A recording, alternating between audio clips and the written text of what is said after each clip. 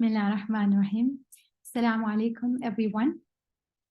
Welcome to the fourth and final session of Ramadan Quran Feast at Receiving Noor. We have been feasting on the Quran, inshallah, this whole month, and may it be a beginning of further feasting and living with that feast, inshallah, in our lives. We have had several helpful presentations so far, and today we will have Mohammed Said, brother Mohammed Said Cakir, present for us. Actually, he was initially going to present with his wife, Sahara Ali, but unfortunately she's not feeling very well. May Allah give her healing, and so he'll be presenting. Just a very quick bio. Mohammed Said is a familiar face in Receiving Noor annual winter retreats. And in his own description of his background, Mohammed Said is trying to give the due attention to what he is surrounded with. Lifetime students of the lights of Quran. He is a dad, a husband, a son, a grandson, a cousin, a business person, a member of the community.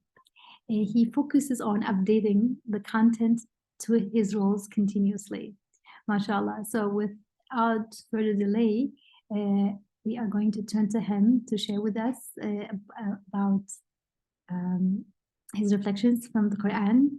And Dr. Yamina is here as well. So inshallah, we hope to hear her contributions as well. And then we'll also have a Q&A and discussion with you all, inshallah. So we turn to you, Brother Muhammad.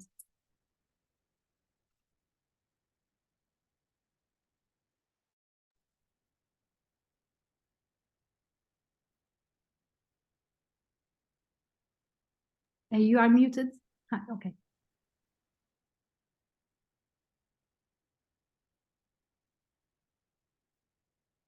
Assalamu alaikum wa rahmatullah. Just to confirm it, can you see my screen? Yes. Okay, wonderful. Assalamu alaikum wa rahmatullah, everyone. As Sister Isra said, initially I was planning to be here with my wife, but she's not feeling well for this presentation to be here. And I ask everyone's prayer. May God's peace and blessings be with her and with all of us, inshallah. Thanks for joining this Ramadan Quran feast. One of the event that has a special place in my mind as well. I'm grateful to be a part of it this Ramadan. May we all benefit from this feast in the maximum level, inshallah, with the help of our Maker. So asking for more or endless reflections on chapter Takathur and Kawthar, I would like to try to give a little background why I choose this these two surahs with this title. When I was studying the surah Kawthar, and right after it, actually chronologically, surah Takathur follows this surah, the surah Kawthar. I was given this awareness that the verses of chapter Kawthar, both of the chapters, knows me that I am in need of an endless an endless source, an endless solution, let's say, to my expectation, to my needs. And in one of the surah, in Surah Kawthar, this need is utilized in a way that is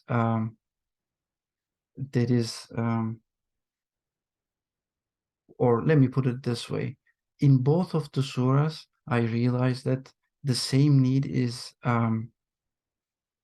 studied, or the same need is used to give me guidance, but in completely two different ways. And that's what I will be trying to share with you, actually. I hope it is clear, the purpose or the background, and please let me know if something is not really clear, because I know my English is not that well, but I am open to give a little bit more detail what I am trying to say. I just have one question, brother. Did you say that the surahs are right after each other, or they are close to each other in? Well, chronologically, as far as Right. chronologically, Takathur is followed by the Kawthar, Surah Kawthar. Not necessarily in the current. Okay, in the current. Yes. Mm-hmm. Okay, thank you. So, in a nutshell, I realized that in both of the surah, the Quran is introducing my reality to me.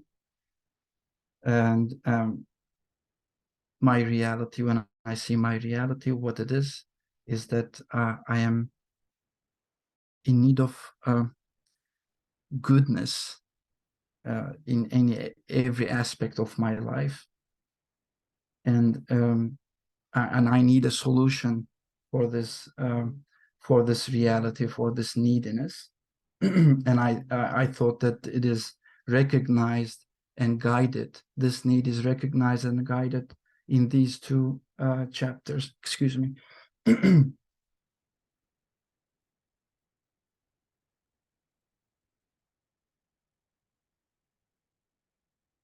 So I'm checking my notes. Let me see here.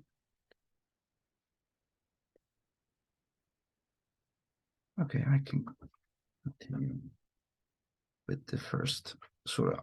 Although in the title I put the Surah Takathur first and then Kawthar second, but I will follow the other way around during the presentation, inshallah. And I will go over the verses of this chapter and try to share my understanding how I benefit from this. And then on Surah Takathur, I will just focus on the first verse, and inshallah will complete this presentation. So, Bismillahir Rahmanir Rahim. Alhamdulillahi Rabbil Alameen wa salatu wa salamu ala Rasulina Muhammadin wa ala alihi wa ashabihi ajma'in.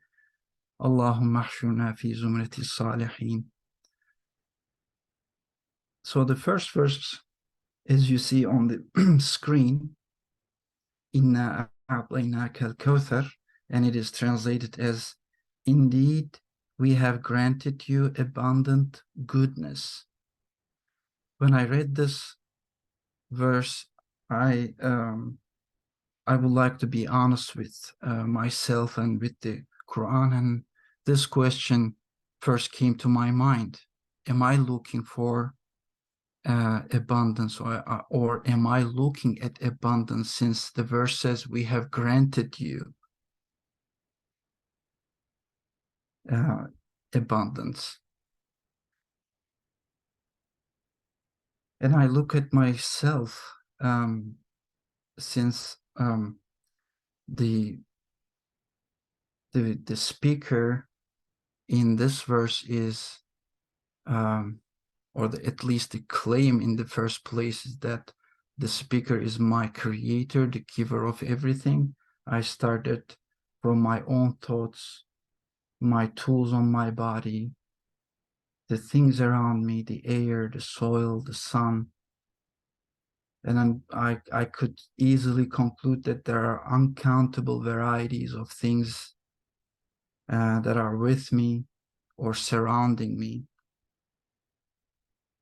And since the verse says things are given to me, and this action of giving is from someone who has everything, and I wanted to check and see if they are really given, the things that are with me and the things surrounding me. First, if they are really given to me, and second, if they are abundant.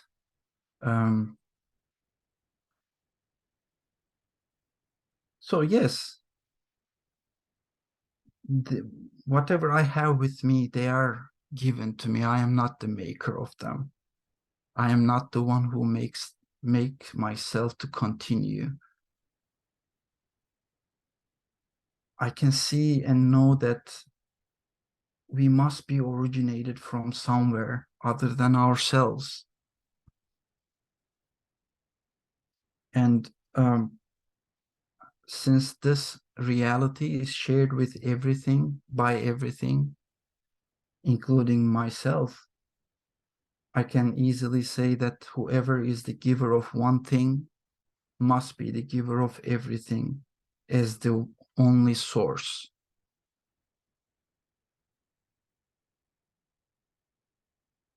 Yes, and yes, they are uncountable in their varieties, the colors, the smells, the feelings, the shapes, the personalities, or water, air, soil, heat, cold, so many different types of food. It's really abundant in varieties. And these are continuously flowing, being renewed. But are they forever? Beings with me and around me, are they forever?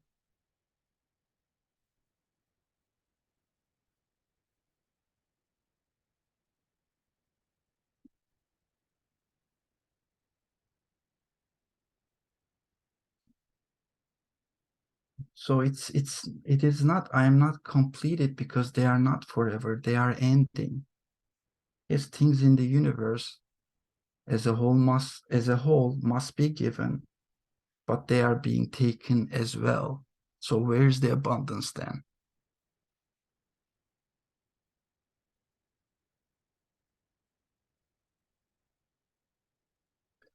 Since the human being is made with this need of abundant goodness, and since the verse states that indeed, verily, we have granted you, um, we have granted you abundance. So where is this abundance? Or what is it that I am missing in my understanding? Or what does this verse is telling me other than what I have been reflecting on so far? What is further there?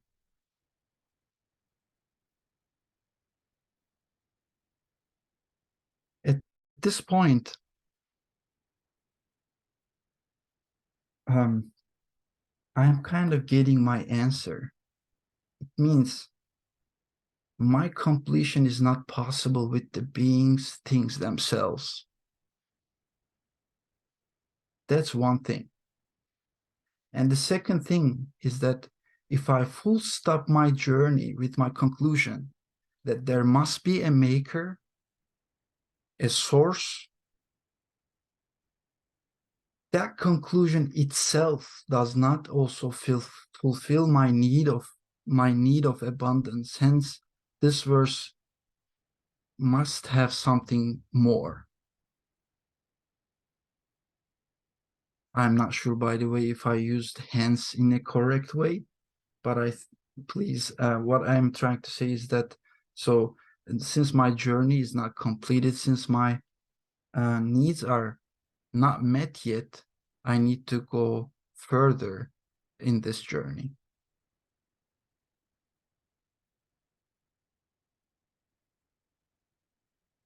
At this point, I say, let me consider the emphasis on we, verse, or noon, inna a'tayna. I take this noon as a call for me to focus on the giver.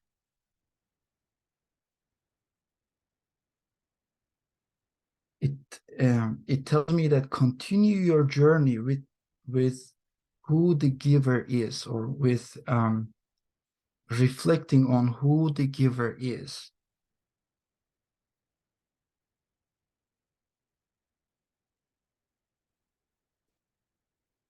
At this point, I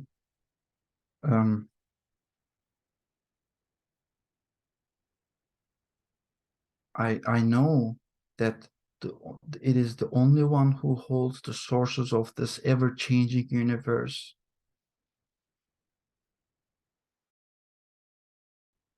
The one who himself must be endless. No beginning, no end. The one who is the creator, not a created being. I think in this verse, that's what he wants me to keep in mind.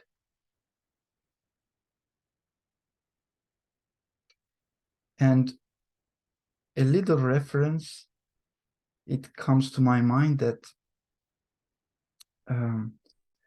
why the prophet is being told, was told, that you are given a great abundance, an endless source of bounties.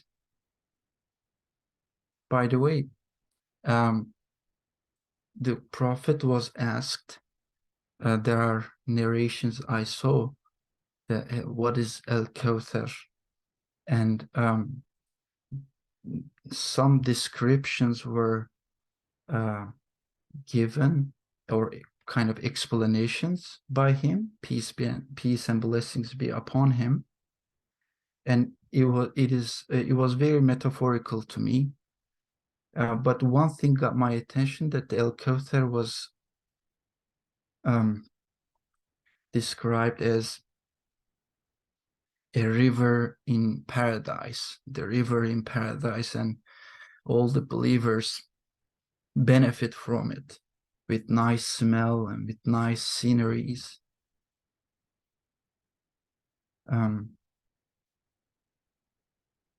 I think at this point,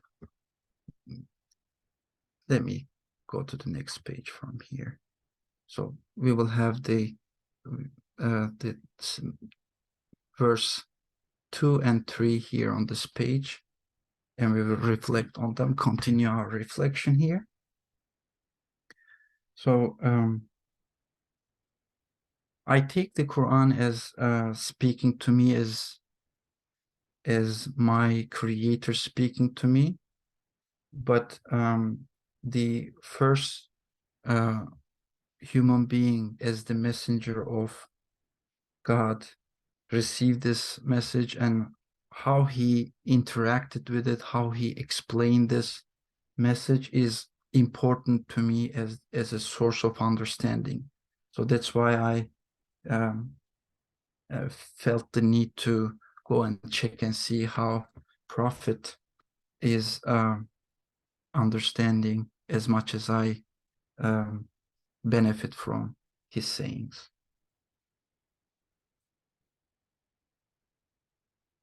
So in the second verse,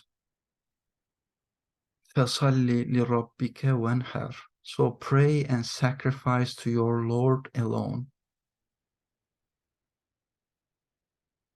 So I'm called to be aware of it, that you are my Lord, the creator of the universe, my creator. You are my Rabb. You are my creator. You are my educator. You are the one who provides everything. The emphasis is on is on only your Lord. pray and sacrifice, or fasalli, maybe it has so much more detailed meaning. Not maybe, there must be, but I take it as some kind of like the meaning of prayer, which is basically a connection with the with my maker, with the reality, that with the fact that I am being created, I am being provided, and prayer is representing the awareness that I am aware of it, of my reality, that there is one who takes care of me, there is one who takes care of everything in the universe. So that's the way I understand pray here. So it means I'm invited to ask. I am already yearning, I am already searching, doing things to fulfill my needs. But this verse is calling me, while asking, while doing these things in my life, or using the proper means for a result. This verse tells me that bear in mind that this is for you to see that there is one who has endless abundance for you. Like, be aware of it, that this, whatever I am given as a need is endless, and whatever is I am yearning, I'm running after, let's say, is being provided for me now, tomorrow, forever, because the source is endless. So this verse is bringing me a new awareness, that it wants me to be aware of it, that my need is not satisfied for just this moment. My need is satisfied for a meaning, that for an endless meaning, that this is satisfied now. It is a proof that your need is known and your need will be satisfied forever. I take this verse as I am called to be aware of this, and I really need this awareness, to be honest. And it also, by saying wanhar, I took it as do not do not just do the things just for your own sake, in your own name. So sacrifice that that, let's say, mindless mindless in the sense that, it's not really satisfying me. Just seeking the things for my own sake is not really satisfying me, because I'm left with the things that are ending. I'm not connected with the fact that my need is being taken care of now, and this is the news that will be taken care of forever. I'm sorry, I'm repeating this point again and again, but I got excited when I was given this meaning. So this is the point that I think the circle is completed.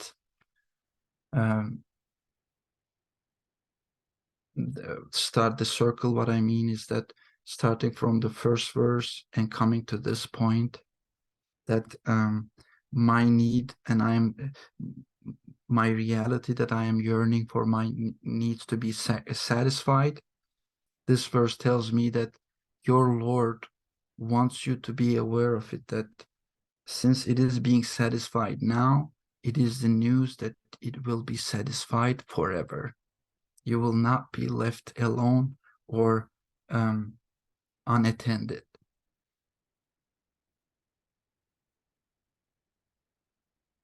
I will check and see my notes here. So I owe everything to you only, like everything else in the universe. because you are the only one who is the reason of things to exist and can fulfill my endless needs. Therefore, I need to be aware of this fact. I need this awareness with me always, because the things themselves and ending.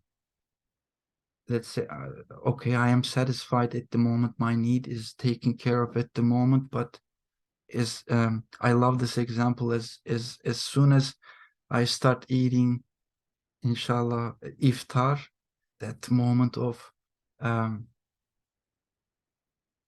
excited moment, very exciting moment. I am aware of the fact that this pleasure is going to end, and it leaves me it leaves that's not what I need. I need to my sense, my feelings tells me that I need to be I am in need of an endless pleasure if I really rely on the satisfaction um, that I am getting while I am eating the food.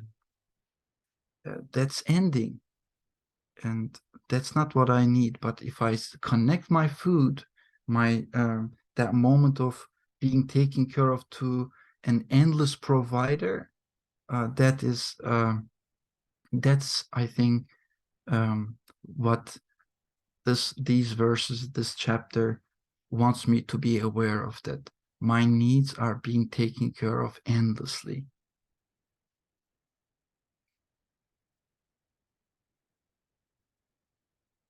So coming to this last verse of this chapter, إِنَّ شَانِئَكَ هُوَ الْأَبْتَرُ, verily he that hates you has indeed been cut off.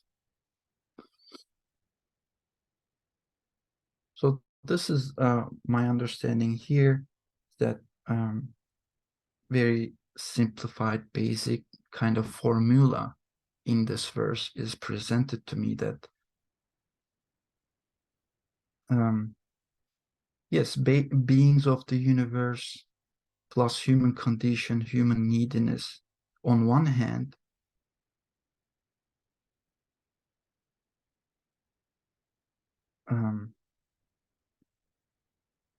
and the qualities of the giver of all is on the other hand. This process of translating the qualities in the universe, to their reality, towards their reality, is done through the messengership, guidance from the Maker. So I need the universe, I need my neediness, and an endless neediness, and the messengership message, to have an access towards the realm of endless qualities of the Maker. That is the source of abundance for human beings to experience. So in this verse, I think states that not having connection, not really, if I don't really take the message, I will be left with the things ending, and that will hurt. Simply, that's how I understand, and I can confirm it within my own feelings this way. Also, the first verse had El Kawthar in it, and the last verse has El Abtar in it. It's for a person who tries to communicate with the Quran, with the words of the Quran, I realized this point, that whatever my understanding of El Kawthar, whatever it is, that understanding will determine my understanding of El Abtar.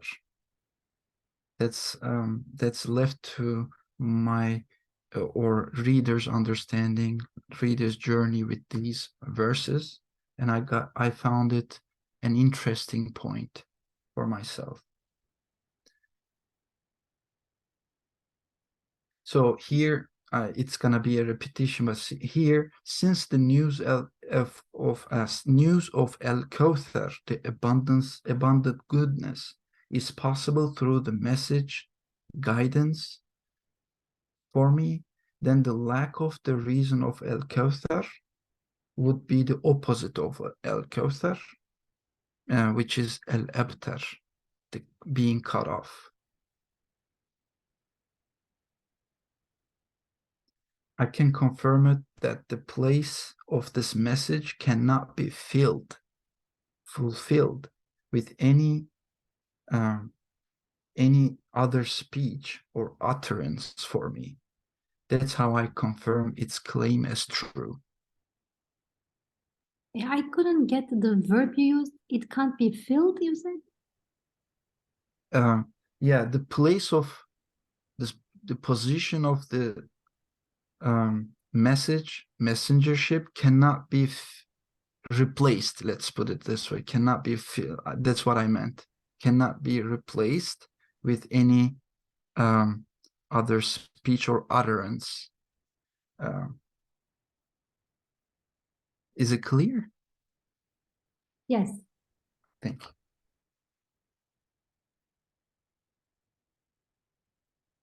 So I try to mainly focus on Al Kawthar here. Now I can pass to the next chapter, or the first verse of the next chapter, which is a Takathur. It is translated as piling up. Very interesting. I realized this one last night, that Takathur and Kawthar, they are derived from the same word, same root word, which is kaf, the, and ra, kathara. But the Quran is using the same root word in a completely different way to give a completely different message and guidance, in a kind of an opposite direction. It is still guidance and valuable for me, but in a different way. So just to get a little taste from a Takathur, I will start my reflection here, this is the end, basically end of my presentation, inshallah. Elhakumut Takathur, competition for more diverts you. There are some other translations there, it says obsession, being invaded, kind of. Being invaded for more diverts you. Very interesting that that's why I put this title, that asking for more or endless. The Quran in this chapter to me is telling me that more is not the solution for my endless needs. I need to make a connection to the endless source. That's the only solution for human feelings. For me to have let's say, a taste of El Kawthar, the river in paradise, let's say, here and now.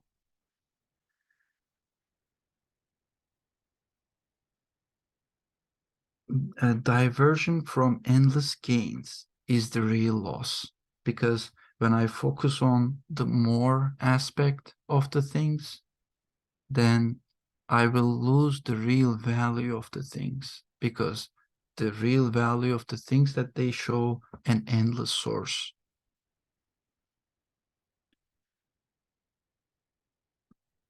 Sorry, there is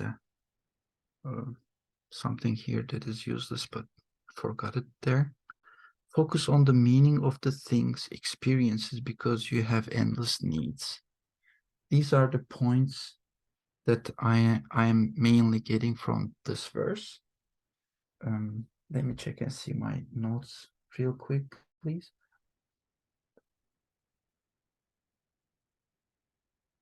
Okay, I think that's all. Thank you very much. May Allah be pleased with all of you for such a gathering and for inviting. Assalamu alaikum. Thank you. Jazakumullah khair, Brother Muhammad. So the floor is open for comments, questions about this connection of Kawthar and Takathur in this presentation.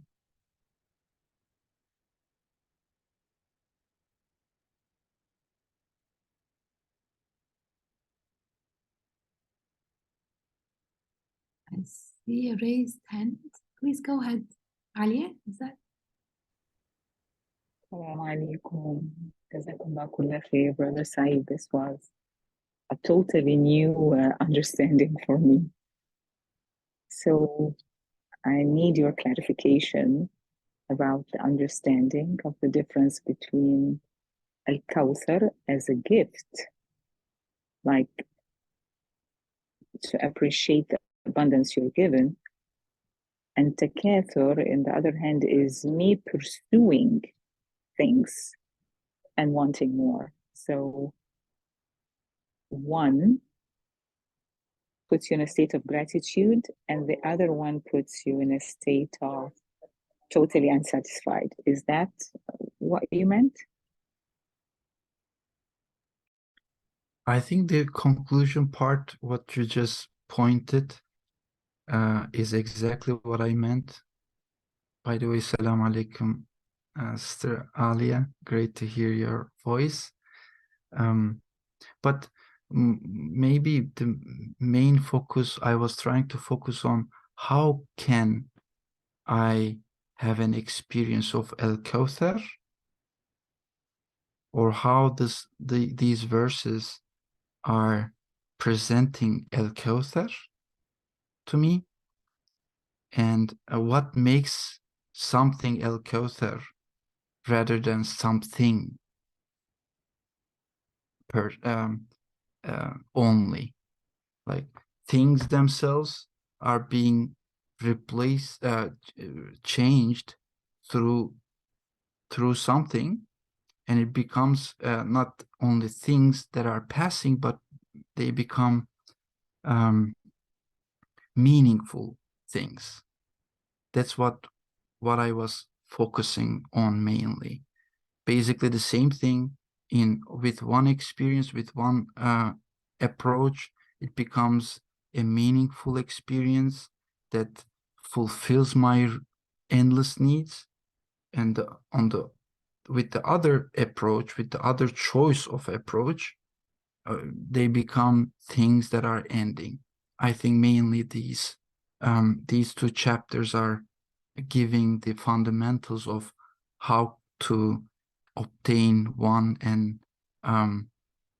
be away from the other, maybe. I loved the connection that you made about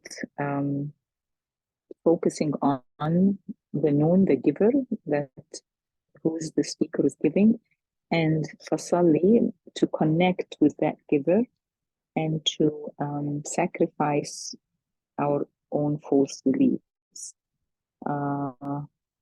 It makes far much more sense that way than the way that I used to understand it. Jazakallah kulla khair. May you and us all benefit from this understanding and live it, inshallah. Jazakallah kulla khair. Thank you very much.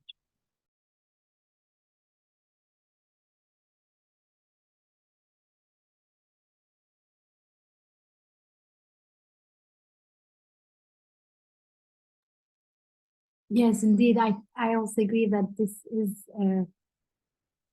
this connection between Takathur, Surah Takathur and Kawthar is refreshing for me as well. They're both from the same root, subhanAllah, and in one of them you are given abundance, and that's a good thing. and actually it's meeting your needs, your endless needs. It makes sense that symbolically or in a very deep way, the Prophet said this is a river in paradise. So, as brother said, it's indicating eternal dimension in this promise, as opposed to trying to get more and more and more. And there are other passages in the Quran that point out to the uselessness and loss implied in trying to amass more and more and more. And that, that really connects with the Quranic message overall, that it's okay to want abundance and completion, but it's not okay to think that piling up finite things without looking up to infinite is going to satisfy us. That's really well noted. And I also appreciated the reference to confirming. Can I confirm this message? And how do I confirm this message? And that requires us coming back to ourselves and how we feel in terms of amassing and our needs. There is a comment here, or maybe more. Yeah, so Lynn is saying, this distinction makes me think of Robin Wall Kimmerer's writings about the difference between indigenous gift economies and modern consumerism. She writes about how does it change your relationships with abundance when you see it as a gift versus a commodity, and how gratitude plays a big role in that.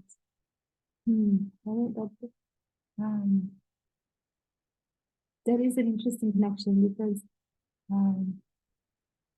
even if it's dimly, people are starting to recognize the difference between the mindsets of seeing something as a gift with gratitude versus not. And it's also interesting that I think in Surah Takathur, it does refer to the blessings and being called to account to these blessings, whether we responded with gratitude or not. And at the heart of gratitude, and that's key to the Quranic gratitude, that we look up to where this is coming from, up, I mean, metaphorically, that this is coming from an eternal source, from transcendence. I mean, please feel free to add comments more. Anyone, Dr. Yamina?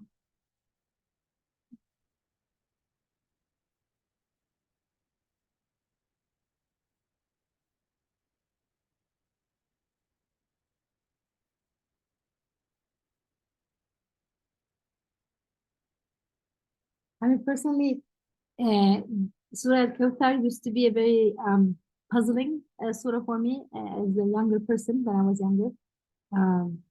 Because paradise given to the prophet, I used to feel, before receiving no halakas as well, that, what is this, this paradise, river in paradise that the prophet is given, and we might get a hope of it as well.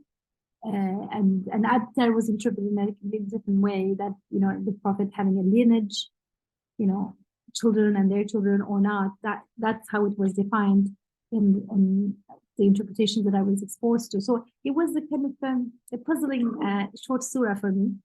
And then the Takathur also, there is a criticism of wanting more, and if you do want more, so what do you do with it? And to put the two together and to read it in light of our human needs and human reality completely changes what is, and it's actually very, very profound.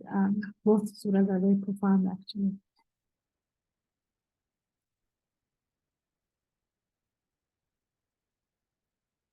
Any other comments, questions?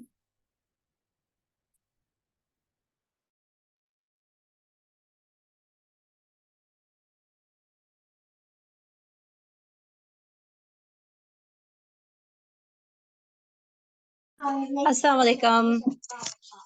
For me, it was a very good reminder.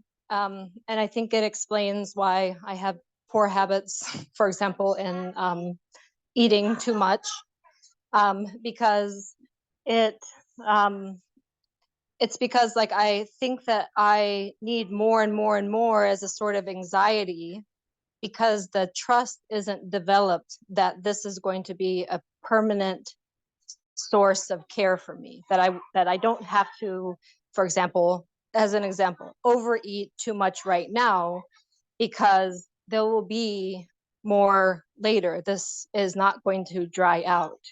The source is not going to dry up.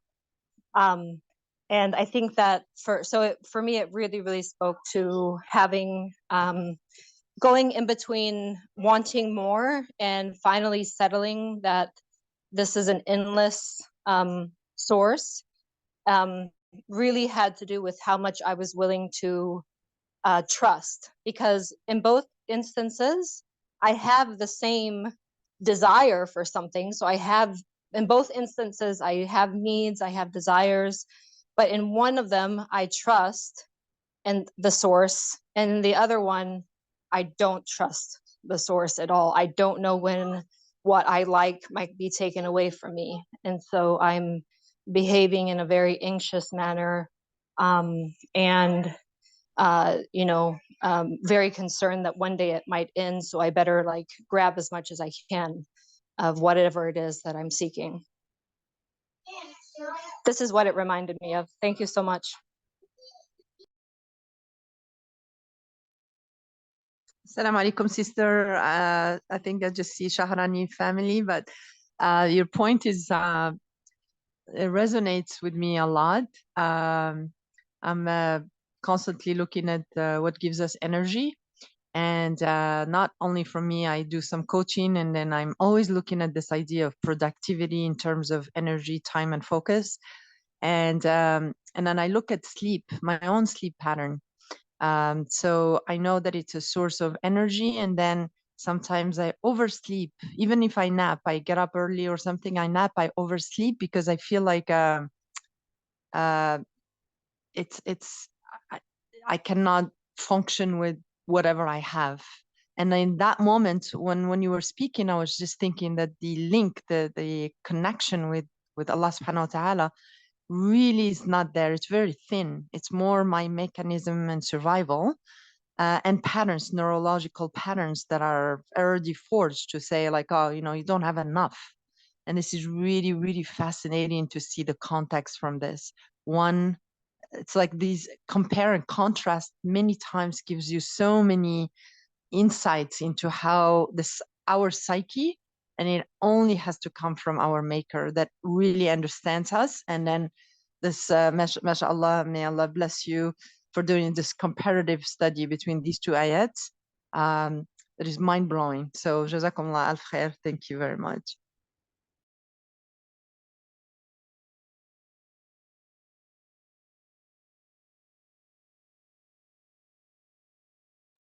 Thank you, Sister Iqbal.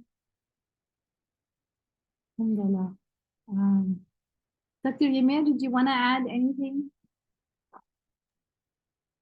Assalamu alaikum.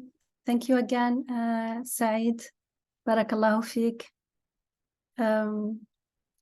Maybe if we start with Surah Takathur, the contrast will be clearer because this is what we are more familiar with. In Surah Takathur, which is like you are obsessed by greed for more and more. The term Takathur has the connotation of greedily striving for increase in anything that we feel is beneficial for us. It could be physical or not, real or not, it doesn't matter. But we want more of what we think is good for us. And it's so much that as a culture, we are like obsessed with striving for more and more, and we even rate our success to how much we can amass of whatever it is. And this the more passionate we are in this pursuit, the more we are putting all our energy, our focus, and therefore our energy, all our endeavor in this pursuit. And so it is done at the expense of spiritual growth. We are looking at things themselves. It seems to us in that illusion, because when we have this attitude, we are not aware that we are in a shirki attitude. We feel that we are horizontally related to everything else, and therefore it seems like we are benefiting from something, and therefore it's better to have more of it. The more, the better, it seems. And we are totally convinced because we have never followed the other way of perceiving that we are taught in the Quran. We never questioned that way of being. That's why it says, until you visit the graves. And I mean, it's only remembering death that wakes us up, remembering transience that wakes us up because it's an opportunity to reconsider our relationship with everything else and ourselves, even ourselves. You know, when we are in that horizontal, shirki way of being, it seems somehow that things are stable and somehow static, because we tend to minimize the transience, because transience is very makes us very anxious. Because if there is transience, it means everything will have an end. It means whatever we're doing at the end will end up with nothing. It's all like multiplied by zero. All those efforts, all that career, all those seeking knowledge or whatever we are doing, seeking a name or so we run away from it. Yes? Or collecting memories, you know, this is a new term we use these days, right? And whatever, as long as it's horizontal, it is transient, and at the end it ends and there is nothing, and we don't want to think about that, so we run away from it. And so keeping in mind transience wakes us up. Remembering death wakes us up, and when we and then we feel the need to find permanence and the source of permanence. And when we find the source of permanence, we find that everything is flowing through us right here and now. It's not me who is a static person, a being here, a being, existing thing, and that I understand and I see and I hear. No, I'm made to hear right now. I could stop hearing, I could stop seeing, I could stop understanding. So life is flowing into me right now. And the more we're aware of that, the more we start seeing everything else, not only as gift, but as a flow of gift. You remember in the 33rd word, the 33 windows, there were a few windows that had an emphasis on the flow of everything. Everything is flowing.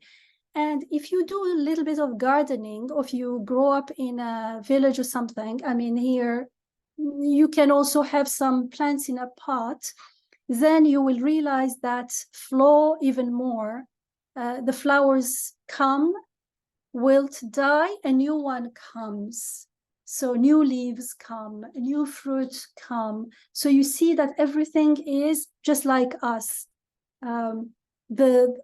It's like a channel to that abundance, and that abundance, that flowing like a river.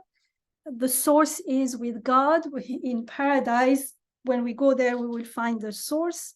That's Kawthar. That's the abundance coming from Kawthar as well, but here is abundance. Whereas Takathur is like, you feel Takathur. Even in the Arabic language, you feel there is no ease. In the other one, there is the flow. Kawthar, it flows. And Takathur is, I have to get it. I have to do it myself. Well, the ego likes it because we feel like we are active. In the other one, we are surrendering, we are passive, we are receiving and acknowledging the recipient, being the recipient of these favors. And just our role is to celebrate what we are receiving and praise the gifter and the bestower and be grateful. But in the first one, it takathur, you feel like how it doesn't flow. I am the one amassing, but the ego likes it because it can claim ownership, but at the expense of hardship in everything. And there is always that anxiety because we know it's not going anywhere. And yet we want to hold on it. And that's what we need to cut off. The sacrifice here is nahara. It's really like slaughtering. That ego is false. It's not, it's an illusion. It's a self-deception. It's not reality. That we need to let go and focus on receiving. We don't make things happen, and we can't. At the most, we pray. Our actions are a prayer. And when we act consciously as a prayer, then we don't obsess over things, inshallah. So the path of surrender is the path of ease, like سَنُيَسِّرُهُ لِلْيُسْرَى. We will be eased onto the path of ease, inshallah. Thank you again. Alhamdulillah. May we be of the ones who surrender and become aware of the abundance. The abundance is here with all of us. It's just acknowledging it or not. It's up to us, inshallah. Amen. Thank you, Jazakumullah khair, for the further grounding and connecting. So just to repeat for myself, I mean, it isn't that something is about to come soon or sooner or later. I could stop hearing, feeling, breathing right now. So I guess Dr. Yamina, you always encourage really staying with that and reflecting, so that I just don't only talk, but I also get to feel it, to pause and really reflect on it, meditate on it, so that I can start feeling that there is something flowing through me from abundance. Then that comes back to what the presenter brother said, that we can confirm that it's flowing onto me from beyond. This life is flowing to me, and whatever glimpse of goodness that could appear through me is really flowing into me, and the ego resists that. It says, no, I'm making this, it's mine, and I'm producing. And it's a very expensive, burdensome claim. As you said, it's a difficult claim, and that has to be slaughtered. So it really ties in well with ties in both surahs. So that's why I think there's this in Takathur. I always felt like there's a kind of almost like a threatening, looking at verse 3 or 4, like a very kind of, you will get to know. And now I feel like that's speaking to my illusion side, the ego, that says, no, I am active a little bit. Of course, I didn't create the heavens or the rain, but I'm active a little bit. I am taking care of this person. I'm doing this, I'm doing that.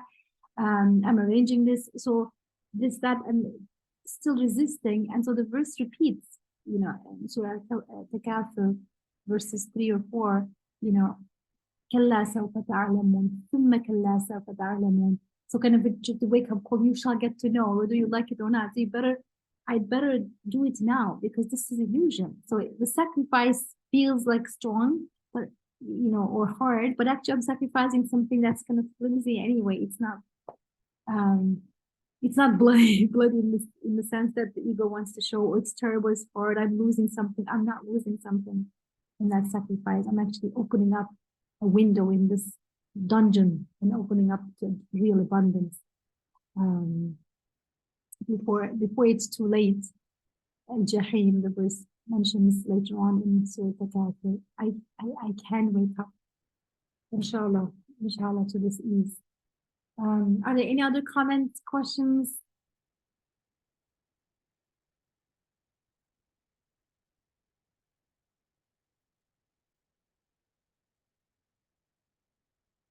Okay. All right, so if not, we will stop here for our fourth and final meeting of Ramadan Quran Feast. Inshallah, maybe a feast in all senses from the Quran this month and beyond. And as we bring to closure this Receiving Nur event, after Ramadan, we will not continue as we announced before with the weekly Quran study, but we are open. Dr. Yamina is open as to initiatives from the audience. So I know Sister Inaba was very interested in coming up with a suggestion. So we could, we encourage you. There are a lot of recordings on Receiving Nur website, teleconferences in different themes or different suras, and all different passages. Like 11th word was, we studied that. It's a tafsir that really brought to human being. That would be interesting. That we mentioned 43 words that we read together. 33rd word, 33 videos. So, if any team would like to go over these recordings, study and present, or do come up with another suggestion, you're welcome to talk to Sister Rama. Maybe if I put her on the spot, Ahmed. you can just send it to Receiving Nur list. I'm Receiving Nur email, and we can go from there. Inshallah, blessed end of Ramadan, and keep us, meaning all believers and Receiving Nur family in your du'as. Assalamu alaikum, Isra. Can I ask for a special dua? We have one of our sisters who's just been hit by a car and is in the OR right now with multiple rib fractures and skull fracture and blood in her brain. And they're doing now decompression surgery to release the pressure from her brain. Her name is Ira, I-R-A. She's one of the sweetest, most kind-hearted, most helpful Indonesian sisters in our community. Can we please make the dua? Sister Yamina? Yeah, let's go ahead and we'll say Amen, inshallah.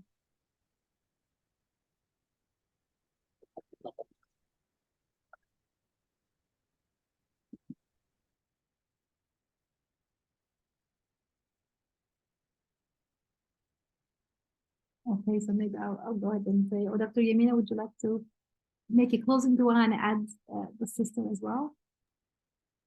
Inshallah, may all this dua go for her as well, and may everyone, when you pray for yourselves and everyone else, please add this sister in our duas, inshallah. Bismillah ar-Rahman ar-Rahim. وتب علينا يا تواب يا حكيم توبة نصوحا لنكون من الذين إذا فعلوا فاحشة أو ظلموا أنفسهم ذكروا الله فاستغفروا لذنوبهم ومن يغفر الذنوب إلا الله نستغفر الله العظيم الكريم الذي لا إله هو الحي القيوم ونتوب إليه سبحانه نستغفر الله العظيم الكريم الذي لا إله إلا هو الحي القيوم ونتوب إليه سبحانه نستغفر الله العظيم الكريم الذي لا إله إلا هو الحي القيوم ونتوب إليه سبحانه الله أكبر الله أكبر الله أكبر الله أكبر الله أكبر الله أكبر الله أكبر الله أكبر الله أكبر الله أكبر بسم الله الرحمن الرحيم فرد حي قيوم حكم عدل قدوس سيجعل الله بعد عسر يسرا وعنت الوجوه للحي القيوم وإن الله لكم لرؤوف رحيم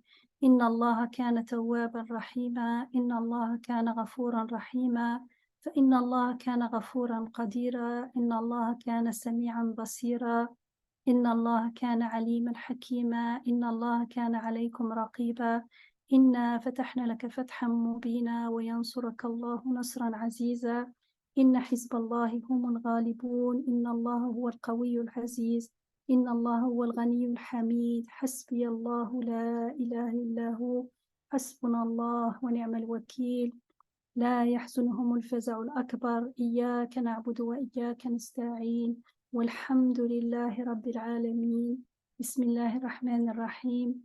إلهي أنت ربي وأنا العبد، وأنت الخالق وأنا المخلوق، وأنت الرزاق وأنا المرزوق، وأنت المالك وأنا المملوك، وأنت العزيز وأنا الذليل، وأنت الغني وأنا الفقير، وأنت الحي وأنا الميت، وأنت الباقي وأنا الفاني، وأنت الكريم وأنا اللئيم، وأنت المحسن وأنا المسيء، وأنت الغفور وأنا المذنب، وأنت العظيم وأنا الحقير، وأنت القوي وأنا الضعيف، وأنت المعطي وأنا السائل، وأنت الأمين وأنا الخائف، وأنت الجواد وأنا المسكين، وأنت المجيب وأنا الداعي، وأنت الشافي وأنا المريض. فاغفر لنا ذنوبنا وتجاوز عنا واشف أمراضنا يا الله يا كافي يا رب يا وافي يا رحيم يا شافي يا كريم يا معافي. فاعف عنا وارحمنا واعف عنا من كل ذنب وعافنا من كل داء وارض عنا برحمتك يا أرحم الراحمين آمين. والحمد لله رب العالمين.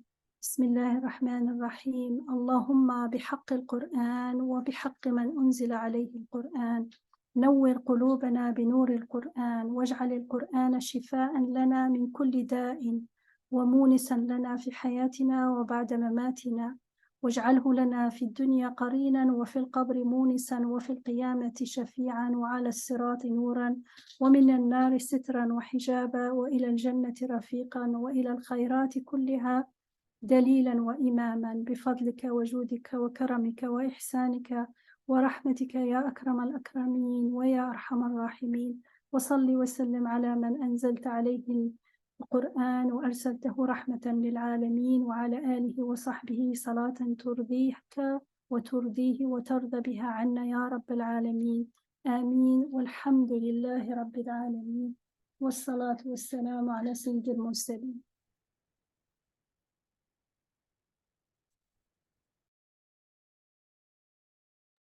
في أمان الله. آمين آمين. جزاكم الله خير. في أمان الله.